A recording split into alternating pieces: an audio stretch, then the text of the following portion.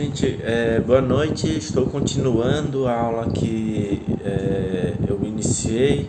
Vejam que eu, na verdade, nem parei. Estou continuando o vídeo em seguida da aula sobre uso capião individual. Para quem já tinha assistido em sala, né, vocês podem começar daqui. Essa aula é para as turmas de quinto período de Direito Urbanístico, todas elas. Quinto período 1, quinto período 2, do matutino e do vespertino. Vejam só, a primeira parte dessa aula eu falei do uso capião individual. Agora eu vou falar do uso capião coletivo. É a mesma coisa. O uso capião coletivo ele está previsto no artigo 10 do Estatuto da Cidade. Isso foi uma verdadeira inovação da lei. Não havia previsão de uso capião coletivo na Constituição, né? Tampouco no Código Civil de 16, né? E tampouco há essa previsão de uso capião coletivo no Código Civil de 2002. Mas veja só, em 2001 já, ainda que tenha havido uma alteração em 2017, já em 2001 o Estatuto da Cidade previa essa nova modalidade de uso capião. Essa modalidade de uso capião, o que vocês têm que ter em mente é que ela é exercida sobre um tipo de área pouco diferente do que se trata do uso capião individual, né? Aqui o que interessa são espaços urbanos completamente desorganizados, são as favelas, né? Veja, o artigo 10 fala em núcleos urbanos informais, né? Esses núcleos urbanos informais são áreas em que há um grande número de pessoas que ocupam ao mesmo tempo, né, com a finalidade de moradia. Veja só, vamos fazer a leitura do artigo 10. Os núcleos urbanos informais existentes sem oposição há mais de 5 anos e cuja área total dividida pelo número de possuidores seja inferior a 250 metros quadrados por possuidor são suscetíveis de serem usucapidos coletivamente, desde que os possuidores não sejam proprietários de outro imóvel urbano ou rural. Veja só, imagine o seguinte, né? O que caracteriza a área que pode ser objeto de uso capião coletivo é uma indistinguibilidade da área ocupada por cada uma das famílias que ali residem, né? Veja, a finalidade de moradia não desapareceu, continua existindo esse requisito para uso capião coletivo. Também não desapareceu o requisito patrimonial, continua o mesmo, né? Os usucapentes, só que agora a gente está falando no plural, né? Os possuidores devem residir no imóvel, né? Continua o mesmo requisito. Outro requisito, o prazo continua sendo de 5 anos, né? Continua sendo um prazo temporal de 5 anos ininterruptos. De quê? Continua o mesmo requisito jurídico de posse mansa e pacífica, isto é, sem oposição. O que muda é que essa posse mansa e pacífica é exercida por uma coletividade, por mais de 5 anos, sendo que a coletividade, né, os possuidores não podem ser proprietários de imóveis urbanos ou rural, né? Mas esse usucapião, essa modalidade de usucapião, ela é exercida por áreas de pelo menos 250 metros quadrados, né? Isso é a área mínima. Veja só, o que o dispositivo fala? Cuja área total dividida pelo número de possuidores seja inferior a 250 metros quadrados. Então imagine o seguinte, que existem 10 famílias morando numa determinada área urbana, né? Lembrem que não pode ser uma área pública, mas uma área urbana pertencente a um particular, que não se opõe a essa ocupação, né? Veja só, se são 10 possuidores, 10 famílias, né, interessadas em adquirir a propriedade coletiva, né, já adiantando que isso vai formar um condomínio entre esses possuidores, né, a área total ocupada por esses 10 possuidores vai ser de no máximo 2.500 metros quadrados, né? Porque 2.500 metros quadrados dividido por 10 dá 250 metros, que é o limite de área admitido por ocupante para uso capião coletiva, né? Então veja só, lendo de novo, né? Os núcleos urbanos informais existentes sem oposição há mais de 5 anos e cuja área total dividida pelo número de possuidores seja inferior a 250 metros quadrados por possuidor são suscetíveis de serem usucapidos coletivamente, né? Beleza. Daqui a pouco eu falo sobre os parágrafos 1º, 2º, 3º, 4º e 5º do artigo 10º, né? Mas já adiantando lá do artigo 12, são partes legítimas para a propositura da ação de usucapião especial urbano. Inciso 1º, o possuidor, isoladamente ou em litisconsórcio originário ou superveniente. Inciso 2º, os possuidores em estado de composse. Inciso 3º, como substituto processual, a associação de moradores da comunidade regularmente constituída com personalidade jurídica desde que explicitamente autorizada pelos representados. Veja só, a usucapião coletiva, ela se refere a um direito coletivo, né? E por isso mesmo a lei já autoriza expressamente que a associação de moradores atue como pessoa jurídica substituta da coletividade. Não precisa que todos os moradores constem do polo ativo da ação, né? Pois, nesse caso, basta que uma única pessoa os represente em juízo, né? Aqui, né, a lei exige que haja autorização expressa dos representados, né? Então trata-se de uma espécie de representação, ainda que o inciso 3º fala em substituto processual, em que não se exigiria a autorização, no caso de substituição.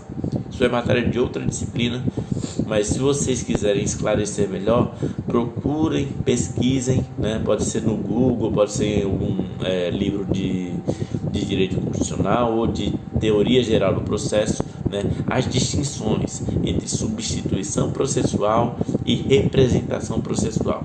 Novamente, isso não é matéria aqui do direito urbanístico, mas vindo aqui para os parágrafos 1º e 2º. Primeiro, que é obrigatória a intervenção do Ministério Público em qualquer ação de usucapião, na individual ou na de usucapião coletiva. Em segundo, o autor terá os benefícios da assistência da Justiça e da assistência judiciária gratuita, inclusive perante o cartório de registro de imóveis, né? Então, no momento de registrar o imóvel, ele vai ter a facilidade, né, de ter os benefícios da assistência judiciária gratuita, né? Quer dizer, ele não é obrigado a pagar as taxas judiciárias, as custas processuais e nem mesmo as taxas de cartório, né, que são exigidas para registro do imóvel, tanto no usucapião individual quanto no usucapião coletivo, tá? O artigo 13 fala que a ação especial, a usucapião especial de um imóvel urbano poderá ser invocada como matéria de defesa, valendo a sentença que a reconhecer como título para registro do cartório de registro de imóveis, né? Esse artigo 13 ele está falando de uma situação em que é promovida uma ação possessória, o proprietário entra com a ação reivindicando a posse do seu imóvel, né? E como contestação eu falo, não, você não pode mais reaver a posse porque eu tenho direito ao usucapião, porque eu já preenchi os requisitos. Veja, se mesmo que eu não tenha ainda promovido a ação, eu já cumpri os requisitos, eu já sou proprietário, bastando o reconhecimento pela sentença, né? pouco complicado, né? Voltem aí o vídeo, né? Ouçam de novo o que eu falei, né? Mas vejam só, a sentença de uso capião é uma sentença de caráter declaratório e não constitutivo, né? Quando eu entro com a ação, eu já devo ter cumprido os requisitos para uso capi, né? E eu já sou proprietário, bastando que eu altere o registro, né? Beleza? Beleza. Daqui a pouco eu falo do artigo 14. Vamos voltar lá para o artigo 10º. Guardem esse artigo 14 aí. Vejam só. Não esquecendo, esse artigo 14 vai cair uma questão na minha prova, né? E vocês vão errar, porque vocês vão esquecer disso que eu estou falando. Mas vamos lá, né? O artigo 10º, né, que está falando dos capião coletiva, né? Eu falei que faltava falar dos parágrafos. Veja só, parágrafo 1º. O possuidor pode, para o fim de contar o prazo exigido por esse artigo, acrescentar a posse de seu antecessor, contanto que ambas sejam contínuas. Isso, claro. Vejam só, imaginem uma situação de uma favela, uma comunidade, né, em que há dezenas ou até milhares de pessoas morando, né? É claro que há uma troca. As pessoas entram, saem, se mudam, voltam, né? E isso não pode impedir, né, que o possuidor posterior possa exercer uso capião, porque o que interessa aqui, né, sempre, né, o que interessa aqui é que aquela área, né, está cumprindo uma função social. Aqui não está atento o proprietário, tá? O parágrafo 2º fala que a uso capião especial coletiva de imóvel urbano será declarada pelo juiz, mediante sentença, a qual servirá de título para registro no cartório de registro de imóveis. Isso já comentei, é igualzinho em relação ao uso capião individual. O parágrafo 3º fala que na sentença o juiz atribuirá igual fração ideal de terreno a cada possuidor, independentemente da dimensão do terreno que cada um ocupe, salvo hipótese de acordo escrito entre os condôminos, estabelecendo frações ideais diferenciadas. Veja só, o que o parágrafo 3º está falando é que a área como um todo ela vai ser considerada como um único imóvel, mas esse imóvel ele vai ser de propriedade coletiva, isto é criado um condomínio e, não havendo um acordo escrito dos possuidores, considera-se que cada um ocupa uma fração ideal do terreno. Voltando àquele exemplo lá dos 2.500 metros quadrados, né? Imagine que 2.500 metros quadrados ocupados por 10 famílias. Cada um ocupa idealmente 250 metros quadrados. Pode ser que seja diferente. Pode ser que um dos possuidores ocupe uma área menor de 100 metros quadrados, outro ocupe uma área maior de 260, né? E assim por diante. Mas idealmente é como se cada um fosse dono de 250 metros quadrados. É isso que o parágrafo 3º está falando. O parágrafo 4º, né? O condomínio especial constituído é indivisível, não sendo passível de extinção, salvo deliberação favorável tomada por no mínimo 2/3 dos condôminos, no caso de execução de urbanização posterior à constituição do condomínio. Veja, né? Eu vou passar um material para vocês, tentando esquematizar isso para vocês, mas o que eu acho ideal é que vocês tentem deixar nas suas próprias anotações um esqueminha aí para vocês. Em relação a esse parágrafo 4º, vocês podem colocar ele dentro de um tópico, né, que chama condomínio especial decorrente da uso capião coletiva. Esse condomínio especial tem como característica primordial a sua indivisibilidade. Em segundo lugar, que cada um ocupa idealmente a mesma fração do terreno. Mas veja, essa indivisibilidade poderá ser desfeita, isto é, o condomínio deixará de existir, desde que atendidos a 2 requisitos: deliberação de no mínimo 2/3 dos condôminos E segundo, né, a execução de urbanização posterior à constituição do condomínio. Por exemplo, o poder público ou os próprios moradores realizam uma obra para promover o loteamento, dividindo as áreas, né, deixando elas mais organizadas, né? Nessa mesma área é construída uma praça, é construído um ginásio esportivo, áreas comunitárias separadas umas das outras, né? Veja, essa urbanização posterior é a realização de uma urbanificação, deixando a área mais organizada, permitindo assim identificar qual é a área realmente ocupada por cada um dos possuidores, né? Daí a explicação para esse parágrafo 4º. E o parágrafo 5º.